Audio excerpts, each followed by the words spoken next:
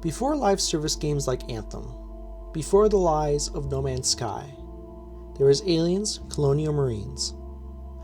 But when people first saw the trailer for Colonial Marines at E3, nothing seemed to be that worrying. In fact, people couldn't wait for what seemed like would be one of the best Aliens games ever. It would, unfortunately, turn out to be one of the worst within recent memory. Some things never change.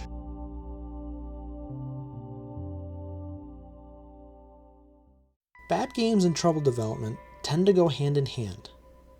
In a 2013 Kotaku article, journalist Jason Schreier details how Colonial Marines development was originally given to Gearbox to develop. Gearbox, known for producing games like the extremely successful Borderlands series, was given the Aliens property to develop by Sega, who wanted to capitalize on their recently acquired license. Gearbox worked on this game for about 3 years, but eventually passed the project to game developer Timegate, so they could focus on Borderlands 2. Timegate employees detailed to Schreier how Gearbox gave them game materials consisting of hodgepodge assets from other games, such as the cell shading effect from Borderlands, creating a weird, incoherent mess of a game. Those Timegate employees realized Gearbox hadn't done any real development of the game in the last 3 years. Timegate seemed to have received no notes on what the game should specifically be, or even a basic story outline to work off of. This, however, would change for the worse. As Timegate's development of the game progressed, they dealt with confusing oversight from both Gearbox and license holder Sega, who wanted to maximize their profit on their new investment. Timegate was caught in the middle of a tug-of-war of the game's identity, with Sega wanting a more action-oriented shooter game akin to Call of Duty, presumably to capitalize on that genre's massive audience. Meanwhile, Gearbox reportedly wanted a more horror-focused game, truer to the property's roots. This identity crisis affected all areas of the game's development, from its main gameplay loop all the way to its story. How can you decide what kind of story your game should follow if you don't know if it's going to be action or horror? How do you create gameplay, or decide between those action and horror elements of that gameplay? What's worse is that communication with the overseeing companies was terrible, as too many conflicting voices led to finished segments taking potentially months to approve or toss out. After the release of Borderlands 2, Gearbox took back the project from Timegate and reportedly threw out most of the work done by Timegate and started from scratch, supposedly because what Timegate had produced wasn't very good. Which, yeah, no shit. Timegate was given almost nothing to work off of and kept having work changed or thrown out because neither overseeing company could sit down together and agree on a single coherent vision. At this point, Aliens Colonial Marines, as we know it, was practically developed within 9 months because Gearbox was too scared to ask Sega for another extension. From Schreier's article, it's clear that Colonial Marines never knew what it wanted to be, because no one from the ground floor devs all the way to the overseers at Gearbox and Sega could develop and agree on a shared vision of the game. With almost 6 years of development time wasted, it's a surprise that we even got a game at all. With this context, it's easy to see where so many of the game's issues come from. From the infamous single misspelled line of code that nerfs the aliens' AI, to the lackluster imitation of Call of Duty's progression systems and gunplay, to the nothing burger that is this game's story. I feel bad for the ground floor devs at Timegate and Gearbox that had to endure this corporate nonsense, and the situation that led to the 9-month crunch of the game's final development. With that being said, I still have a lot to criticize about this game, which I think is important to discuss because Colonial Marines is still being sold. I feel that without outside fixes, like Templar GFX's Aliens Colonial Marines Overhaul mod, you're paying to be a beta tester for a dead game. So, are you ready to begin testing? As the developers found out, action and horror are a hard blend to balance correctly, especially so when you only have 9 months to do so. But just because something is difficult to balance doesn't mean that it's impossible. In fact, Sega had achieved a relatively good balance with another game they published a few years prior, and a game I recently reviewed, Aliens vs. Predator 2010. Developed by Rebellion, who had also worked on the franchise with earlier installments, AVP 2010 is able to capture the intense action and horror segments that Colonial Marines so sorely lacks. I go more in depth in my main review, but the quick rundown of the gameplay in AVP 2010 is this. The alien and the Marine have an inverse relationship to their environments, and especially to darkness. The Marine is placed in environments and situations that put him at odds with his very surroundings, as they are often caked in darkness, broken by bits of both familiar and strange architecture. Enemies can come from anywhere and lurk in the thick darkness. The Marine has the worst horror movie style flashlight and flares to break up this darkness, but the aliens still utilize other aspects in the environment, like the walls and ceilings, to flank the player. The alien perspective shows how the environments help its predatory nature, as the player can lurk in the darkness and use all aspects of the environment from vents to breaking lights and climbing along the walls and ceilings to tear apart Marine squads. In both scenarios, it is the environment that aids in creating a horror atmosphere, and for the Marine, the atmosphere and environment are bigger enemies than any alien in the game. Colonial Marines isn't necessarily lacking in atmosphere, at least in the first half of the game, but that atmosphere doesn't always create horror. The biggest issue with Colonial Marines in regards to atmosphere aren't only the lack of time given to the developers to create scary environments, like seen in the very half of the later game, but in that they tried to closely replicate the look and feel of the Aliens movie, because while cool on paper, it leads to everything being too easily visible, with environments that the aliens cannot take much advantage of, without speaking of the broken AI, due to lacking multiple paths for them to traverse. The first ship levels are extremely tight and claustrophobic, so the aliens can't hide in shadows above the ceiling or vents along the walls, but are forced to walk straight into the player, or get stuck. Lights often don't cast directional shadows to mess with the look of the environment, and the alien growths, at least compared to previous games, feel very much so like a developer put them there. Another smaller issue with the environment is that the developers put a lot of callbacks to the Aliens movie, like being able to see Bishop's severed legs, acid holes, and disturbed vents from the climax of the movie on the ship, or being able to visit Hadley's Hope and see the control room, see the lab of the facehuggers, etc., while ignoring the vacuum that would have sucked out Bishop's legs, or the nuclear blast that would have wiped out Hadley's Hope. It felt as though the developers or management felt fan service was much more important than environmental storytelling and basic continuity. I mentioned earlier this game's broken brain-dead AI, and that is no exaggeration. One of the biggest is the infamous typo in the aliens' code, leading to the aliens not behaving as intended. Oftentimes, the aliens struggle to move around the game's environments, and sometimes don't even engage the player at all, as they either get stuck or fail to register the player's presence entirely. Because of this, the aliens are a trivial threat at best, taking so much bite out of one of the game's main antagonists. Looking again at Aliens vs. Predator, the alien would use both terrain and darkness to outmaneuver and surprise the player, making the normal alien enemies surprisingly difficult to face and alive feeling. When the aliens and Colonial Marines do work, they opt to run straight into the player and their gunfire, making them feel dumb and presenting little challenge. There are also variations in the aliens roster, but they are either mostly harmless, like the Spitter alien, which has a slow and inaccurate acid spit attack, to being frustrating and annoying like the Lurker alien, that will hide in the dark to jump the player before they can get a shot in, before running off and hiding to do it again. Even the more unique aliens like the Burster at all, as during the only stealth section they appear in, you can walk right up to their face without consequences, so long as you're crouching. The boss fights suffer from similar issues as well. The first, the Raven, starts neat conceptually, as you're stripped of your weapons and have to evade it as it hunts you down. However, later in the level, with your gear returned, you are forced to use a power loader to fight it.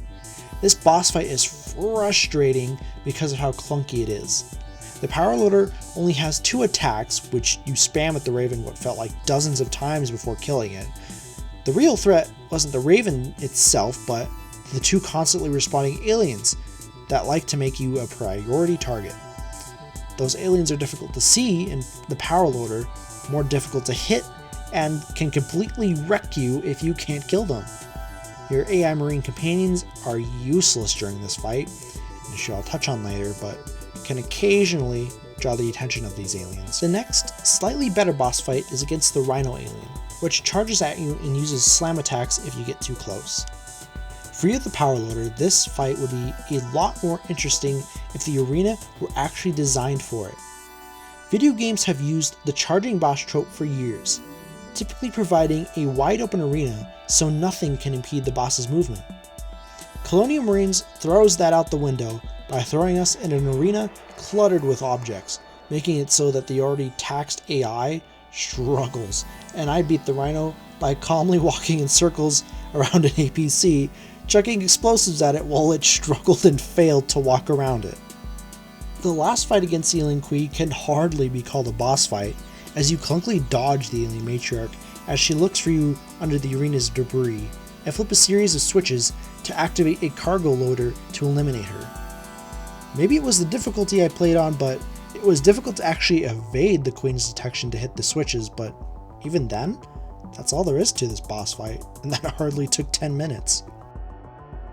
While the alien AI is bad enough to deal with, they only make up half of the game's enemy encounters, having to share screen time with Weyland-Yutani PMCs. These human enemies are present because of Sega's desire for a more Call of Duty-like experience, but their AI is so frustrating yet dull to deal with that I would rather play those games.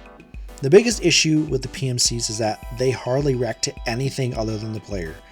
By this, I mean that once they spot the player, they function like walking turrets, focusing fire on the player at all costs, often foolishly charging the player's position. This wouldn't be so bad if they didn't have pinpoint accuracy, as there are often several open levels throughout the game where they can snipe you with SMGs and shotguns. One particularly annoying section was during the 3rd level, which climaxes with a large hangar boss fight. Your objective is to hit several switches throughout the hangar with minimal cover. You have a whole squad of AI allies meant to distract the enemy, leaving only certain scripted reinforcements to deal with on the upper floor. But the enemy down below would often completely ignore my allies to rush into the middle of the hangar to get shots at me. I rarely saw any of the enemy AI use cover, or any kind of flanking strategies seen in most other FPS games. Once shot, the enemy enters into one of several stubble animations that prevent them from fighting back, making them trivial to dispatch at that point. They also lack much variety, having 2 normal variants, I think. One has a hat, one has a mask, and I don't know if there's any gameplay difference whatsoever. And then there's the heavy type enemies, sporting thicker armor and heavy weapons like the smart gun or rocket launcher, and move much more slowly. These enemies aren't that interesting as they lack any specific weak spot to exploit, like other games' enemies, only acting as bullet sponges to eat your already plentiful ammo supplies. The human enemies are just dull, lacking the gameplay mechanics that could make them a real threat and something to be afraid of. Unfortunately, your human allies are just as annoying, barely damaging the enemy, getting stuck in various places, and most annoyingly of all, often acting as hindrances as the player cannot move through them. There are many hilarious clips of players getting stuck in a room because their allies blocked it, refusing to move even when being shot. While all this contributes to many funny videos and experiences, it doesn't contribute to a good gaming experience, something that the heads of Gearbox should have realized. 9 months, at least most of the time, isn't enough to nail down good gameplay, let alone a good story. Colonial Marines has several prominent issues with its story, but there's one prominent example I'd like to focus on that serves as a good representation of those other issues. The main premise of the game is the rescue of Corporal Dwayne Hicks, the same character from the Aliens movie, once again played by Michael Biehn. We as the player have no clue how he survived his supposed death in Aliens 3, nor how the Sulaco returned to LV-426. This is a cool premise, bringing back a character we thought dead, and setting up an interesting mystery, but unfortunately, the game doesn't do anything really with this premise. It takes the game roughly 2/3 of its playtime to actually address Hicks as a character, where we rescue him from the Weyland-Yutani PMCs, and it's kind of pointless. In the main campaign, we don't really interact with Hicks at all, outside a few short story segments, and we don't learn how he actually survived Aliens 3. Story details that were conveniently saved for a DLC. It feels less like Hicks was brought back to me an integral part of the story, but more as easy fan service and a way to tie Colonial Marines into the movie entries. These issues are present in the rest of the story, as we never learn why the Weyland android is interested in the aliens, why the Hadley's Hope colony was destroyed in the nuclear explosion, etc, etc, etc. All of these story elements are there just to be there, not as something to be interesting or intriguing. As a side note, many have pointed out some rough voice acting and lines in the game, with particular emphasis on Michael Biehn's performance as Hicks being bad. But honestly, I don't blame him. Given the 9 months production time, it's unlikely the voice cast had much time to prepare for their lines, even more so given that the story was being actively written in that time. Games like Ubisoft's Blood Dragon have shown that Michael Biehn can give a good delivery, given the right prep time and voice direction. I think YouTuber Tisnaker says it best in his review of Hunt Down the Freeman. Sergeant Mitchell in the flesh, or rather, his remains. I will say, it's obviously not Michael Shapiro, but this guy probably has the best acting chops on display. There is, however, a problem. Alive from Black Mesa. How did that get through? That isn't the actor's fault. Or at least not his alone. That's the fault of whoever didn't get a retake. This voice acting quality is, once again, a victim of the game's development and lack of care by management. Point blank, I don't believe Colonial Marines to be worth your money or time. It was one of the few gaming experiences I've had in recent memory that left a really bad taste in my mouth because of all the frustrating elements described above and more. While I was able to get this game for fairly cheap in a sale, time is also money, and if I can't enjoy wasting my time with your game, then you've just wasted my time and money.